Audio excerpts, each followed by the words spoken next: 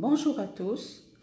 Dans le cadre du module de pneumologie, on va parler aujourd'hui de l'embolie pulmonaire. Il s'agit d'un cours qui est destiné aux étudiants de la 4e année médecine. C'est quoi l'embolie pulmonaire? C'est une migration d'un caillot provenant le plus souvent des veines des membres inférieurs dans l'arbre artériel pulmonaire. C'est une maladie fréquente dont le diagnostic est difficile car le tableau clinique polymorphe est trompeur. Sur le plan physiopathologique, il s'agit d'une obstruction d'une artère pulmonaire avec élévation de la pression de l'artère pulmonaire qui engendre une bronchoconstriction, donc qui est à l'origine de l'hypoxémie, et parfois un infarctus pulmonaire qui donne une hémoptysie. L'embolie pulmonaire en chiffres, c'est la troisième cause de mortalité cardiovasculaire avec une incidence annuelle de 100 à 200 cas pour 100 000 habitants. En Europe, on enregistre à peu près un peu plus de 300 000 décès par an. Dans 34% des cas, il s'agit d'une mort subite. 59% des cas, le diagnostic il se fait après le décès. Et dans 7% des cas, la mortalité est précoce. Quelles sont les étiologies? Nous avons l'embolie fibrino-cryorique, c'est l'étiologie la plus fréquente, qui est la conséquence de la migration d'une thrombose veineuse fibrino-cryorique siégeant dans près de 90% des cas aux membres inférieurs ou au pelvis, plus rarement au niveau de l'oreillette ou du ventricule droit, au niveau de la veine cave inférieure ou bien au niveau des membres supérieurs. Dans les 3/4 des cas, il y a un état d'hypercoagulabilité qui est lié aux 3 facteurs principaux qui sont la stase veineuse, les lésions de la paroi veineuse et l'hypercoagulabilité. Et nous avons les embolies non fibrino-cryoriques, d'origine tumorale par effraction vasculaire de la tumeur primitive, principalement due au cancer du sein, le rein, l'estomac et les cancers hépato-hépatiques. Ou bien septiques, dans 50% des cas, ce sont les endocardites tricuspidiennes et 50% des cas, la thrombose veineuse périphérique infectée due par exemple à un cathéter. Les autres causes, amniotiques, gazeuses, graisseuses à la suite d'un traumatisme ou parasitaire. Sur quel argument on fait le diagnostic? Sur des signes fonctionnels bien sûr, notamment la dyspnée qui est proportionnelle au degré d'amputation vasculaire, les embolies périphériques qui n'obstruent qu'une branche distale des artères pulmonaires peuvent engendrer une dyspnée du fait de la réaction pleurale. Les embolies pulmonaires gravissimes peuvent être responsables d'une mort subite avec arrêt respiratoire. Deuxième signe, c'est la douleur thoracique, classiquement basithoracique. Elle suppose une réaction pleurale et donc une atteinte plutôt périphérique. La douleur pleurale peut survenir tardivement alors que le patient est en cours de traitement. La douleur angineuse par ischémie du ventricule droit dans les formes graves. La fièvre comme autre symptôme, elle est peu fréquente et elle suppose un infarctus pulmonaire. Elle peut être aussi due à la thrombose veineuse coexistante. La tachycardie, parfois c'est le seul symptôme, surtout en post-opératoire. Elle peut être due à l'hypoxie et à l'hypertension artérielle pulmonaire induite. Elle peut être aussi également causée par la douleur et l'angoisse engendrée. L'hémoptysie, elle est rare et elle suppose la constitution d'un infarctus pulmonaire, surtout c'est un signe qui est tardif. Habituellement, elle est faite de sang rouillé. Les syncopes, la syncope, elle suggère une amputation vasculaire importante. En ce sens, elle correspond à un critère de gravité.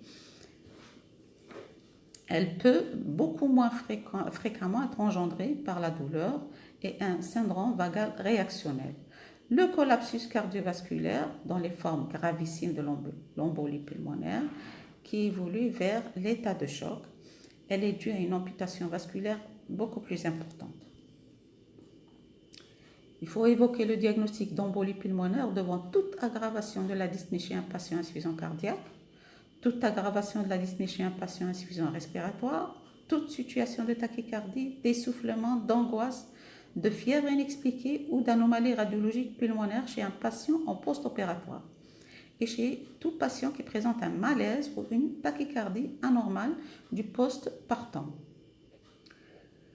Quels sont les signes physiques? L'examen d'un patient suspect d'embolie pulmonaire doit viser autant à éliminer une autre pathologie qu'à confirmer l'hypothèse d'embolie pulmonaire. Donc on se base sur l'interrogatoire, c'est un moment capital. Il faut préciser le contexte post-opératoire, l'alitement, les antécédents thromboemboliques personnels ou familiaux, l'existence éventuelle d'une thrombophilie connue et l'examen clinique, à savoir on doit voir l'état hémodynamique et jugé par le degré de tachycardie, l'importance de la chute de la pression artérielle, l'existence de signes de choc et l'examen pulmonaire qui est tout à fait normal au début, c'est un argument diagnostique important. Il apprécie l'existence d'une polypnée ou d'une cyanose. Il peut retrouver par exemple un foyer de râle crépitant, traduction d'un infarctus pulmonaire, un épanchement pleural, des râles sibilants qui sont dus à la bronchoconstriction réflexe. L'examen cardiovasculaire ne révèle le plus souvent qu'une tachycardie, l'éclat du B2, le signe de Harzer, le galop droit xyphoïdien, l'hépatomégalie avec reflux hépato-jugulaire sont des signes d'embolie pulmonaire sévère. La tension artérielle est plus souvent conservée, une chute tensionnelle a fortiori accompagnée de signes droits et d'une réduction de la diurèse indique une embolie pulmonaire grave. Donc il s'agit là d'un cœur pulmonaire aigu. Et l'examen périphérique à la recherche bien sûr d'une thrombose veineuse profonde. Quels sont les examens paracliniques qu'on peut demander? Bien sûr, on va commencer par la radio thoracique qui peut montrer de nombreux signes évocateurs d'embolie pulmonaire, notamment le signe de Westermarck, le signe de Weifeld, les atélectasies en bande, le signe de Hampton, le signe de Fleischner, parfois un épanchement pleural habituellement modéré est possible. Une radio normale n'élimine pas une embolie pulmonaire. Elle a bien sûr le mérite d'éliminer d'autres diagnostics qui auraient échappé à la sagacité du clinicien, notamment une pneumopathie, un pneumothorax ou un hémothorax, ou bien une pleurésie. Voilà le signe de Westermarck, c'est un aspect d'hyperclarté unilatérale avec un gros île. Le signe de Hampton, c'est l'aspect d'un infarctus pulmonaire. C'est une opacité qui est triangulaire, à base pleurale et à sommet hilaire. Le signe de Fleischner, c'est l'élargissement des artères pulmonaires qui se voit au niveau du hile pulmonaire. Les atélectasies en bande, ce sont des opacités linéaires allant vers la périphérie, suggérant des infarctus surtout anciens. Mis à part la radiographie thoracique, on peut demander un scanner spiralé quand le diagnostic d'embolie pulmonaire est fortement suspecté. On va demander rapidement un angioscanner. Il permet le diagnostic en montrant le thrombus dans l'artère pulmonaire. Si le scanner est normal, le diagnostic n'est pas éliminé. On peut demander aussi une échographie des membres inférieurs, un échodoppler des membres inférieurs, qui permet de poser le diagnostic d'une maladie thromboembolique et de débuter rapidement le traitement. Si elle est négative, si l'échographie des membres inférieurs est négative, ça n'élimine pas le diagnostic d'embolie pulmonaire. Si on a une forte suspicion, on peut aller jusqu'à la scintigraphie pulmonaire, qui peut être évocatrice s'il y a un défaut de perfusion avec une ventilation normale. À l'opposé, si la scintigraphie pulmonaire est normale, ça permet d'éliminer une embolie pulmonaire. Voilà sur ce cliché, sur ce scanner, c'est une coupe médiastinale, donc la fenêtre médiastinale qui permet de montrer un défect à l'intérieur de l'artère pulmonaire, de la branche droite de l'artère pulmonaire. Donc là, il s'agit d'un caillot de sang qui se trouve au niveau de l'artère pulmonaire. Une lacune carrément endovasculaire. L'échodoppler des membres inférieurs, une thrombose veineuse profonde est retrouvée dans 30 à 50% des embolies pulmonaires. La sensibilité de l'échographie pour le diagnostic de thrombose veineuse périphérique est supérieure à 90% chez les patients symptomatiques. La mise en évidence, bien sûr, d'une thrombose veineuse pulmonaire périphérique proximale chez un patient suspect d'embolie pulmonaire suffit pour confirmer le diagnostic. C'est-à-dire si on retrouve une thrombose veineuse périphérique, par exemple, au niveau des membres inférieurs, c'est largement suffisant pour poser le diagnostic d'embolie pulmonaire et de débuter un traitement rapidement. Si le Doppler est négatif et normal, s'il ne montre pas de thrombose veineuse périphérique distale, les examens supplémentaires doivent être envisagés afin de confirmer le diagnostic d'embolie pulmonaire. À l'ECG, les anomalies sont inconstantes. Parfois, il est normal, comme on peut avoir des anomalies variables, parfois fugaces et non spécifiques, comme il peut montrer un tableau de cœur pulmonaire aigu, avec une déviation axiale droite de l'axe de QRS et surtout un aspect spécifique d'un cœur pulmonaire aigu, un aspect de S1Q3, c'est-à-dire S profonde en D1 et Q profonde en D3. Parfois un bloc incomplet ou complet, et souvent il montre un aspect de tachycardie sinusale. Voilà comme sur ce tracé qui montre un aspect de S1Q3, S profonde en D1 et Q profonde en D3. C'est un aspect qui est spécifique d'un cœur pulmonaire aigu associé à un aspect de T qui est négatif de V1 à V4 et une tachycardie sinusale. Les dédimères sont un produit de la dégradation de la fibrine, c'est l'élément final de la coagulation sanguine lors du processus de fibrinolyse. S'ils sont négatifs, permettent d'éliminer le diagnostic d'embolie pulmonaire. Donc c'est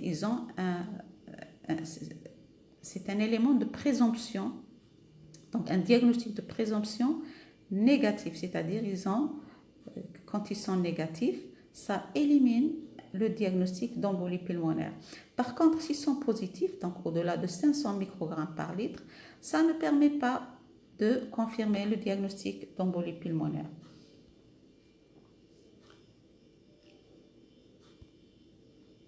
La gazométrie artérielle, donc elle montre une hypoxie avec hypocapnie et alcalose respiratoire. La normalité des gaz du sang n'exclut pas le diagnostic d'embolie, mais il exclut le diagnostic d'embolie pulmonaire grave. Donc, quand la gazométrie est normale, ça n'élimine pas le diagnostic. Par contre, ça élimine le diagnostic d'embolie pulmonaire grave. Et quand on a une hypercapnie, qui est un signe rare, ça signe la gravité de l'embolie pulmonaire. Voilà, donc le diagnostic, il se fait sur des éléments de présomption.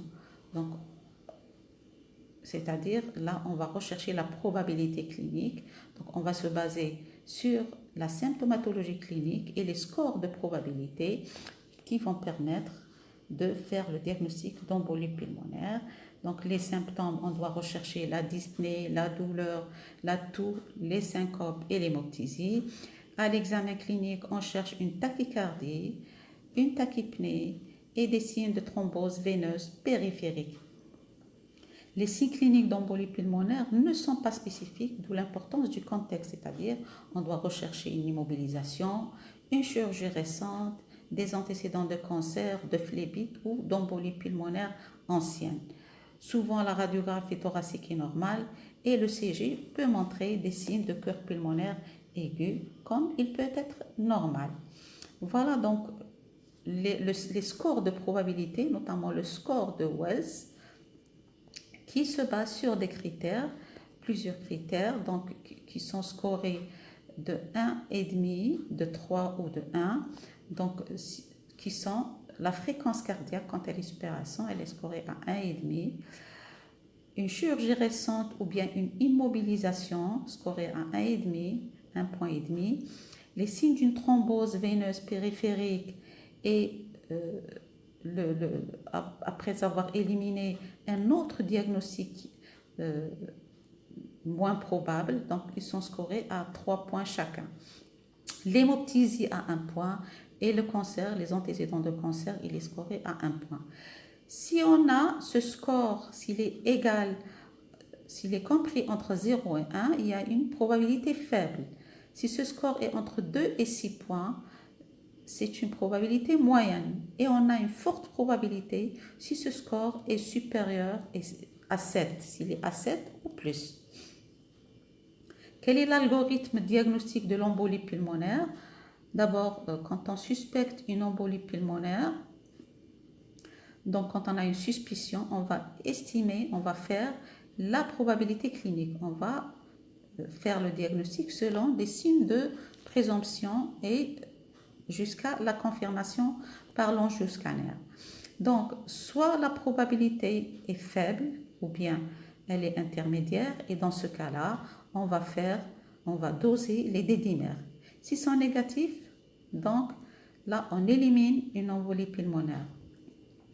Ils ont une valeur prédictive négative. Quand ils sont négatifs, ça élimine le diagnostic d'embolie pulmonaire. S'ils sont positifs, là, on va demander un angioscanner qui permet de confirmer l'embolie pulmonaire et donc on met le malade sous traitement.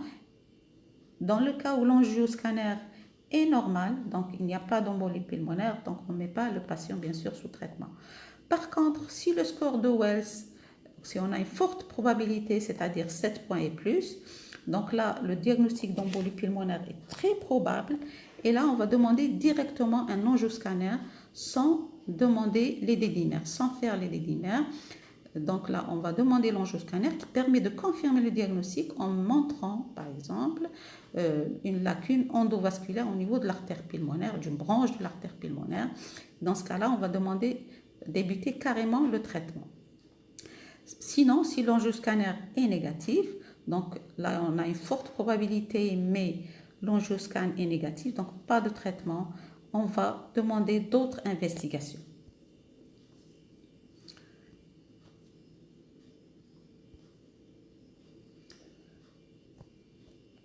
Si on a confirmé le diagnostic d'embolie pulmonaire, on va chercher les indices pronostiques. Quels sont ces indices? On va rechercher le score PESI, ou bien le S-PESI. Donc c'est un indice clinique. Et cet indice clinique se base sur des critères, donc sur l'état hémodynamique et sur ces scores PESI ou bien le S-PESI. Le taux de troponine ou bien les pro-BNP, la dysfonction du ventricule droit à l'échocardio transthoracique ou bien à l'angioscanner thoracique. Voilà ce score PESI, donc le score PESI, Simplified Pulmonary Embolism Severity Index. C'est le S-PESI, dont les paramètres sont l'âge supérieur à 80 ans, donc scoré à 1 point chacun, donc cancer, pathologie respiratoire ou pulmonaire, pression artérielle systolique inférieure à 100 mm/mercure, fréquence cardiaque plus de 100 battements par minute et la saturation inférieure à 90. Chacun de ces éléments est scoré à 1. Quelle est la stratification du risque? Si on a 0 point, donc il y a un risque de mortalité qui est inférieur à 1% à 1 mois. Quand on a un score de 1 point et plus, donc il y a un risque de mortalité qui avoisine le 11% à 1 mois. Le traitement, c'est une urgence thérapeutique, donc on doit débuter rapidement un traitement parce que c'est une urgence, parce qu'il y a une mortalité accrue. Et donc, on va donner les anticoagulants, donc on va donner une HBPM, c'est-à-dire une héparine à bas poids moléculaire. On va donner 1 à 2 injections sous-cutanées par jour pendant 5 jours. Après, on prend le relais par les antivitamines K. Dans ce cas-là, il faut surveiller bien sûr le taux de plaquettes. Surtout, donc, demander un taux de plaquettes pour surveiller le patient. Ou bien, on peut associer les deux, c'est-à-dire donner une HBPM associée à des antivitamines K, donc à des anti-AVK, à des AVK.